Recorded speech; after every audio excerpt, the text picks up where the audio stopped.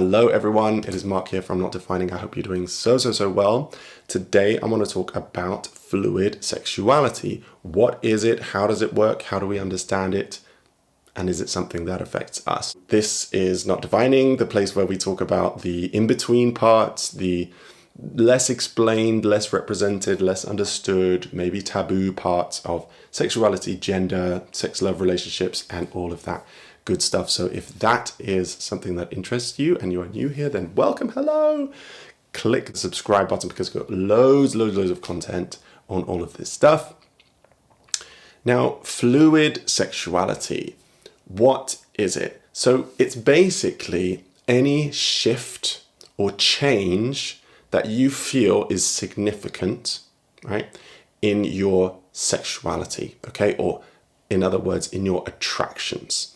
Okay, so it might be that you're attracted to men and then you feel it shift and you're attracted to women, right? Easy peasy. But it might not be gender, okay? It might be that you're attracted to one type of people, yeah? And then you feel that it kind of shifts or it evolves somehow, or it kind of changes in some way that feels significant to you. That could be described as a fluid attraction, yeah? A fluid episode in your attraction, right? So it doesn't just have to be gender. It also doesn't have to just be one certain way. So it could be you're attracted to one gender for your whole life exclusively, and then you have a fluid shift and you start to be attracted to another gender. Now you might lose the original attraction to the original gender, but you might not. So it might be both, right? They're both fluid, okay? They're both valid as fluid experiences. But on the other hand, you might experience fluidity multiple times a day. So you might look at a guy, look at a girl, look at a non-binary person, and have your attractions kind of shift and change really regularly, right? That's also fluid. Similarly, you might have a few kind of quite rare, but every now and then kind of shifts in the way that you feel about your attractions, right? You might kind of change or evolve in different ways over like a year or 2 years or kind of at various several points in your life. Doesn't matter, right? So fluidity can work like really different. And I'd say the kind of final category of fluidity, if you want to put it like that, would be that sometimes people shift or evolve in their attractions due to life events, right? So you might go through a really big change in your life and it causes you to kind of like feel a bit different about yourself and how you want to connect with other people. Or you might even like come out of a big relationship and then you start exploring other things and you feel like that your thoughts and your attractions are kind of evolving, right? They don't feel the same as they did before. That's all fluid, okay? So if you have experienced any of these, then that is a valid fluid experience. If you would like to find out everything that there is to know about fluidity, then you can check out my book. It is called Fluid by Mark Cusack. You can click the link below or above here. It goes through absolutely everything you could want to know, from definitions to how to live your life to mental health support, labels, terms, and just a real overall explanation of how sexuality and gender and attraction work. So check out my book, Fluid. It is available anywhere where books are sold online. So another aspect of fluidity is not just in terms of who you're attracted to, but also the degree to which you are attracted to people. So a lot of people, they'll say, okay, fluidity is about gender or it's about our kind of attractions. Well, actually, the other aspect is what we might call the asexual, allosexual spectrum, right? So you might feel at one point that you are asexual. Yeah, you're not really experiencing any sexual attraction. And then at a certain point in your life, you may feel like it changes. And actually you are experiencing some kind of sexual attraction, right? That is a completely valid, fluid experience, right? Or you may feel that you are demisexual. That's kind of somebody who really needs a strong connection with someone before having sexual attraction, right? But then due to some passage of time or some life event or whatever, you actually feel like maybe you're not demisexual anymore, right? You're more allosexual, which means like just a kind of typical level of sexual attraction. Yeah, and these can also interlink with the genders or the types of people that you're attracted to. Okay, so you might be kind of on the fluid ace spectrum and the fluid bi spectrum, or pansexual, multisexual spectrum. So these can all interlink, right? And they can be quite confusing if you don't realize that actually a lot of people experience this. The other thing about fluidity is that it can encompass romantic and physical attractions. So you might feel that you're always sexually attracted to women. It never changes, it's always the same. But at some point, you have a kind of changing or shifting, evolving feeling towards men, right? And you feel romantically attracted to a male friend, for example. And then you feel that actually, no, I'm not really feeling that anymore as the years go by.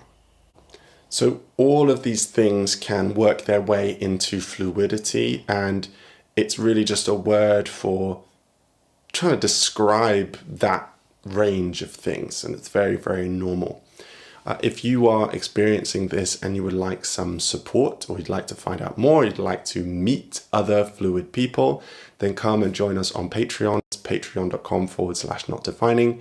We have group sessions where we all share together. You can chat with me, come and write to me, ask me your questions, and there's loads more exclusive content just for you. So that's patreon.com/notdefining. We would love, love, love to see you there. So some of the misconceptions about fluidity are that, first of all, it means that we can't have monogamous relationships. And of course, this is not true. Most fluid people are, we think, in monogamous relationships, and there is no evidence to suggest that fluid people are unfaithful or incapable of monogamy. Just because you have changing attractions at different times, it doesn't mean that it means you're going to stop wanting to be with your partner, okay? It also doesn't mean that you are necessarily going to have to act on any of those attractions when they come up. It's just the way you are. There's nothing that you can do about it. It's just a natural way of being, okay? And so anybody who is in a relationship who's worried about this, or maybe their partner is fluid, please don't worry, okay? It's just our capacity for attraction doesn't have any impact on actually what we do. Some people get fluid sexuality mixed up with gender fluidity, and that's understandable. I think gender fluidity is something that we talk about a little bit more. It's slightly more understood, but they are two separate things. So gender fluidity is a shifting or evolving sense of who you are, the actual gender identity that you exist in. And fluid sexuality is about who you then are attracted to or want to connect with. Sometimes fluid people can be both gender fluid and sexually fluid, but it doesn't necessarily have to be that case.